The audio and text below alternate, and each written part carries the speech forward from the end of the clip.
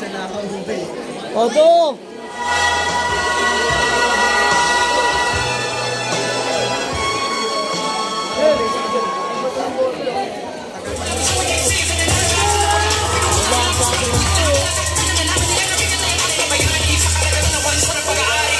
I'm Filipino.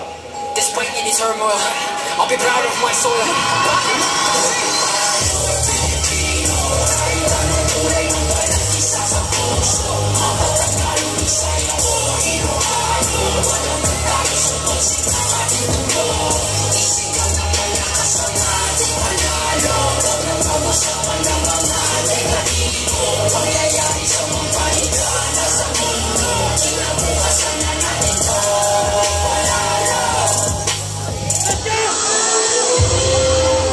Ang bawat pantayog na gaya nito, paalala sa mga nangyari noong lumipas, kumakatawan sa mga tao at nangyaring dapat nating iharap. Lahat ng mga bayan, hindi ko ang Pilipinas, aking lupang silangan, aanan ang aking layo.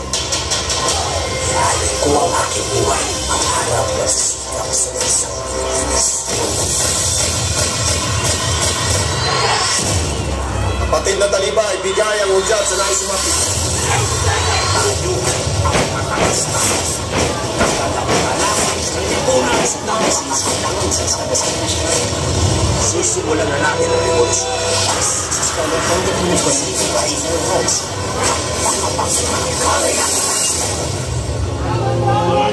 Mag-aagal tayo ng mga opisyales para mamuno sa pamahalaang Pangulang. Magsisimula tayong mamili ng isang Pangulo. Ikaw na kung pati ng bagong Pangulo ng Pangkalang Revolusyonaryo.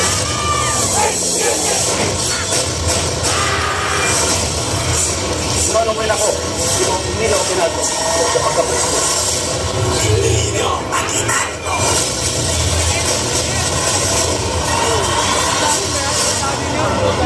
Si Andres pumipasok. Magiging at matapang na tumulong sa ating mga Pilipino. Balik sa mga kasama.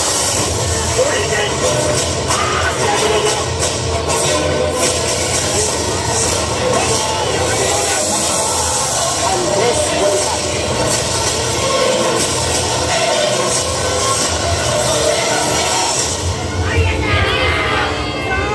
Consumado mes! Namatay ka para sa ating bayan. Lumikha ng mga sulatino upang kami imulat sa katotohanan. Ikaw ang dahilan kung bakit namin nakamtan ng kalayaan. Ang bayaning isinilang sa bayan ng Kalamba, Jose Portacio Rizal, Mercado Alonso. Ayan o. Jose Rizal.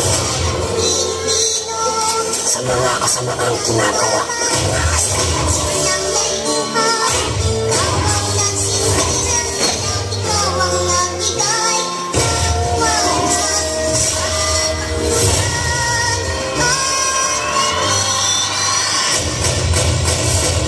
Ang hindi marunong magmahal sa sariling wika ay masahaw pa sa hayop at malansang isla. Tayo'y mga Pinoy, tayo'y hindi ganon, huwag kang mahihiya, ang iyong buhay.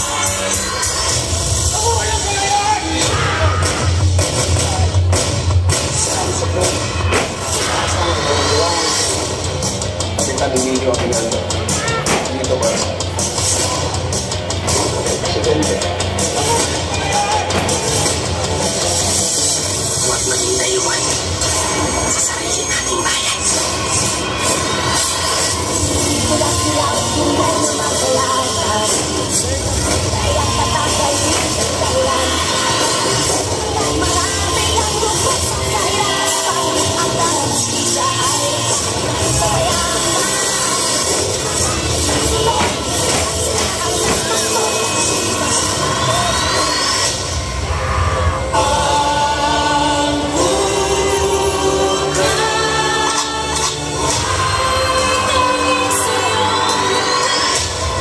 Taglay mo ang katangian ng sa pagiging Ladino. Kaya karapat dapat na bayani ka may doon. At sa lupang iyong hinirang, ang kamatayan mo hindi namin malilimutan ang pagdiwa.